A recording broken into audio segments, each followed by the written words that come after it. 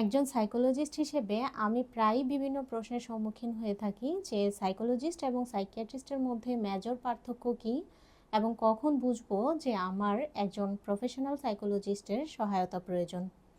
আমি আজকে এই বিষয়টি নিয়ে কথা বলবো। সাইকোলজিস্ট বা মনোবিজ্ঞানী কাউন্সেলিং, সাইকোথেরাপি এবং মনোসামাজিক সহায়তা প্রদান করে থাকেন। তিনি ওষুধ প্রেসক্রাইব করেন না, কিন্তু বিভিন্ন সাইকোলজিক্যাল তত্ত্ব, থিওরি এবং ইন্টারভেনশনের মাধ্যমে একজন ব্যক্তিকে সিস্টেমেটিক ওয়েতে তার অসুস্থতার জায়গা থেকে তাকে সুস্থতার দিকে নিয়ে আসেন। কাউন্সেলিং এবং সাইকোথেরাপিতে একজন ব্যক্তির পার্সোনাল গ্রোথ, বিকাশ এবং আত্মবিশ্বাস গঠনে সহায়তা করা হয়। সাইকোথেরাপি কাউন্সেলিং থেকে একটু গভীরে, যারা দীর্ঘমেয়াদী মানসিক জটিলতায় ভুগে থাকেন তাদের ক্ষেত্রে সাইকোথেরাপি প্রযোজ্য। তবে কাউন্সেলিং মানসিক জটিলতা সহ সাধারণ মানুষও গ্রহণ করতে পারবে।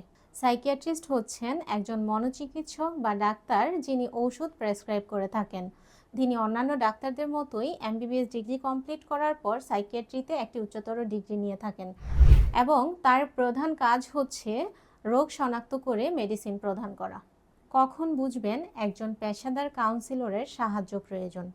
আবেগীয়ভাবে বিহ্বল হয়ে পড়লে, মানসিক চাপ এবং ভারসাম্য নিয়ন্ত্রণে মাদকদ্রব্য গ্রহণ করলে, অসামঞ্জস্যপূর্ণ আচরণ করলে, উল্লেখযোগ্য হারে কাজের দক্ষতা এবং প্রোডাক্টিভিটি কমে গেলে, খাবার গ্রহণে হ্রাস বৃদ্ধি হলে, ঘুমের সমস্যা দেখা দিলে, আত্মহত্যা প্রবণ অথবা আত্মহত্যা প্রচেষ্টা চালালে আপনাকে অবশ্যই একজন পেশাদার সাইকোলজিস্টের শরণাপন্ন হতে হবে।